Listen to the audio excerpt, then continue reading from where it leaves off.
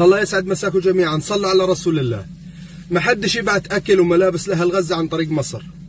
الناس حتقول لي ليش؟ حقول لك ليش. الناس اللي بيبعتوا عن طريق مصر، احنا شكلنا جروب وحاولنا نبعت ملابس واكل، وتواصلنا مع الجمعيات ومع المؤسسات ومع الجهات الرسميه. كل واحد بيقول لك يا عم لا احنا بدنا 20,000 دولار عشان شحنيه تمرق على غزه، بدهم 20,000 دولار. لمين ال 20,000 دولار؟ لشركه ابناء سينا. شوفوا بكفينا خنوع وسكوت وخايفين. بديش اروح على مصر، اقول لك بديش اروح على غزه، بدي يمنعوني. انا عارف بعد الفيديو واضح يمنعوني، ولكن لازم نحكي كلمه حق. الناس المشاهير اللي بينزل لي واحد انطخ في رجله بنزلوا له اسمه، وواحد سرق له كيس طحين بتنزلوا اسمه، خايفين تنزلوا على مصر، خايفين ينمنع اسماءكم تنزلوا على مصر. احكوا على الحرمين الكبار، السيسي واعوانه، العرجاني واعوانه، هذول كلاب الارض.